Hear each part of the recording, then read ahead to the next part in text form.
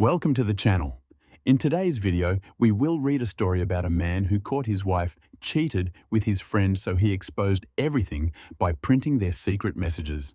This is a two-part story, so be sure to like and subscribe for part 2. Let us begin. My wife, 26 years old, female, call her Mia, cheated on me, 27 years old male, with a friend of mine, call him Jack for the story's sake. A bit of backstory. We met when I was 22 at another friend's wedding. She was a good friend of the bride and I the groom, and they sat us at that table so we would get together. When I first saw her, I was completely taken back by how beautiful she was, and when she sat down and we began to talk, we found out we had a lot of things in common. We clicked instantly. We talked for a while during a dinner and took to the dance floor. We danced and drank through the night.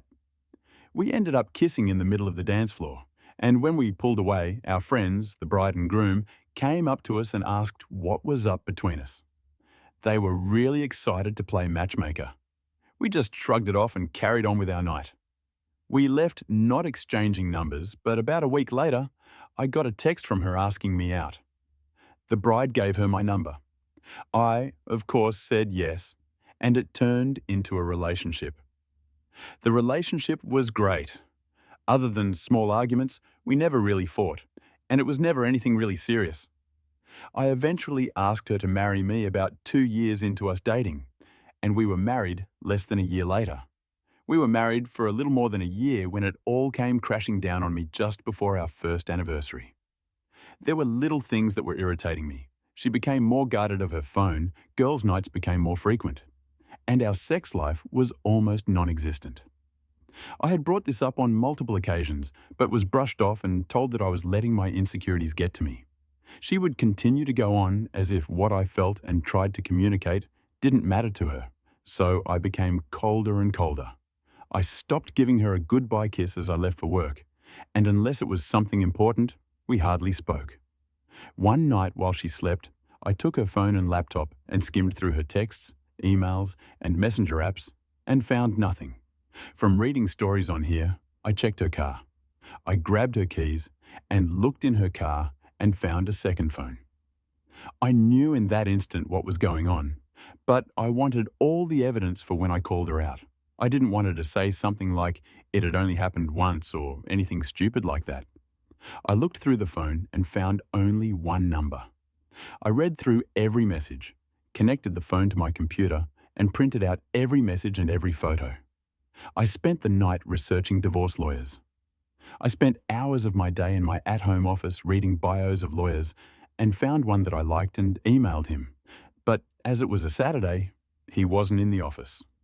I then wanted to know who the guy was, so I grabbed my phone, typed the number I wanted to call, and pretended I'm Spectrum because who doesn't have Spectrum? But Jack's contact popped up. It took me a minute to put 2 and 2 together, but when I did, I blew up. I was yelling and cursing in my office, and my wife opened the door to check on me, but when I saw her, I told her to get the F out. She closed the door and went to our room. I had never cursed at my wife or raised my voice above a normal volume all day. I left my office. I was just silently raging, just glaring at the wall. I called one of my friends, the groom from the wedding, and told him I needed to go for a drink and asked if he'll come with me. He must have heard something in my voice because he asked if I was okay. I told him I wasn't, and I really needed a drink, so without a word, I took all the printouts and left to go to the bar. I arrived first, ordered 4 shots of Jack and a beer. I was on my last shot when my friend, call him Ted, arrived and asked what was going on. I told him straight out, Mia is cheating.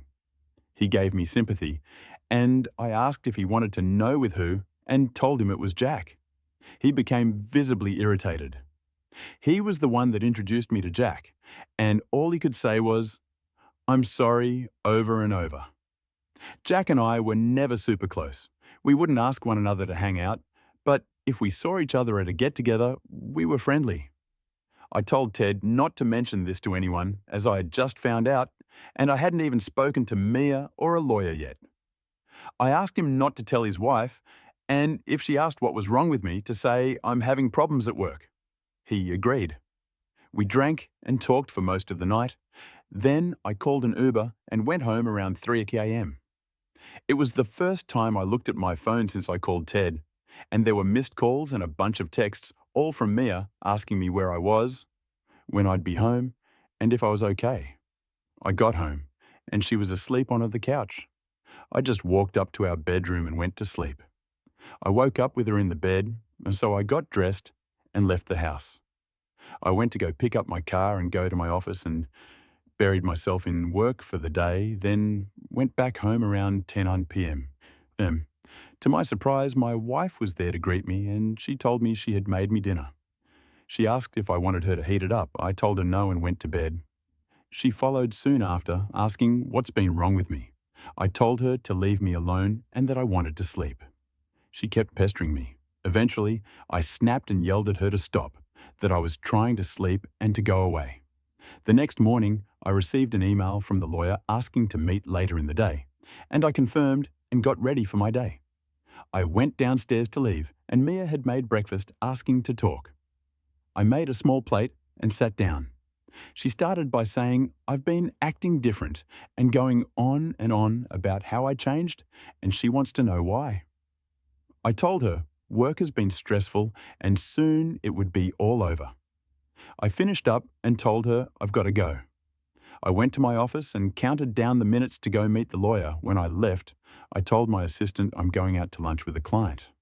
My wife would call my work sometimes and left the meeting with the lawyer went well, and I handed over all I'd gathered on her. The lawyer told me, well, I'm sorry for all that's going on, but I'm happy you gathered all this information.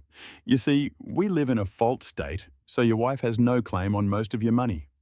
I told him I didn't even think about that. I was just thinking, I've got to divorce her as soon as possible. He asked to keep the evidence, but I told him I'd prefer he just make copies, as I haven't told my wife I knew yet, and I don't want to hear her excuses. He agreed and had his assistant make copies. I asked when she'll be served with papers. He told me about 2 weeks. I then thanked him and left. I went home to confront my wife. When I arrived, she wasn't home, so I called her. No answer. Called again, no answer. I texted her as, I don't give a F if you're riding Jack right now. Get home. We need to talk. Lo and behold, she calls me not a minute later, asking what I was talking about. All I told her was get home now. She arrives about 15 minutes later, and I said to her, wow, look at that, 15 minutes. That's about the same distance between here and Jack's, isn't it? She looked at me dumbfounded. I gave her a minute to gather herself, but she was just looking at me and I said, well, nothing to say? She tried to deny and gaslight me, and I let her continue on. She worked herself up and started to insult me. I slammed my fist on the table to shut her up and pulled out the evidence. At first, I showed it from the side and said, look at this mountain of things I gathered on you. Then I showed her each printout one at a time. She then tells me to stop and started to cry. She tried to apologize and tells me she loved me. I said, honey, what happened to that energy you had before? You were so adamant on degrading and insulting me just a minute ago. She tried to hug me and tell me how sorry she is. I put my hand out and told her, don't touch me. She says, we'll go to the bedroom and do whatever I like. I looked her deep in her eyes and told her, sweetheart, I will never touch you again. Do you want to know who else has these photos and messages? My lawyer. I'm divorcing you now. Get a bag, gather your clothes, and get the F out of my house. That was 3 days ago, and I haven't heard from her. I'm sorry about how long this is and if there are any spelling errors. I'm curious to those who have been where I'm at. What can I expect from here? Thank you for reading. Update 1. After I posted the first part of this, you all have given me a ton of advice, so I followed most of it. This morning, I planned on doing a bit of damage control in my life, so I scheduled an appointment with my doctor to get checked for STDs, and I have that appointment in 2 days. Next, I started contacting all the people close to me, my father and a few friends. They all have been really supportive, offering their own advice and asking if I need help with anything. But as I got this crap on lock, I declined. I then started to contact her family.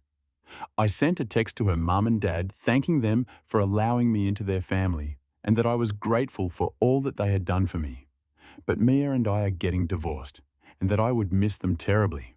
Not really. They were very suffocating, and while they are great people, I'm happy I no longer have to deal with it. I then told them if they had any questions, feel free to ask. I didn't hear back from them for a while, so I moved on to Mia's sister. This kind of hurt because her sister and I were good friends, and I knew this would mess up that friendship. I texted her, "Mhi Janita, hey, I'm sorry to have to text you this, but Mia and I are going to get a divorce, and I wanted you to know. I want to thank you from day one. You accepted me as a brother. I will be around if you ever need anything from me." Around the time I sent the text, her parents responded back. I'll type up how the conversation went. "Parents, we are so sorry to hear this. What happened? Why hasn't Mia said anything to us?" Me. "Mia has been in at least a year-long affair. I suspect it started before our wedding. I'm unsure why she hasn't reached out, but I think you should call her." Parents. "No, we haven't heard from her. We'll call her. Thanks for letting us know. Are you sure she was having an affair?" Me. "I am positive. I found their texts." Parents. "We're so sorry that she did that. We'll try and get in touch with her." After dealing with her family, I moved on to Jack's fiancée. I can't remember if I told you all that he is engaged in the first part. I know it was brought up in some of the comments. I thought this was going to be difficult, that Mia and Jack would have conspired some master plan, but either Mia didn't tell them I found out, or they're just idiots. I sent her a text around 2 p.m. and asked if we could meet for coffee.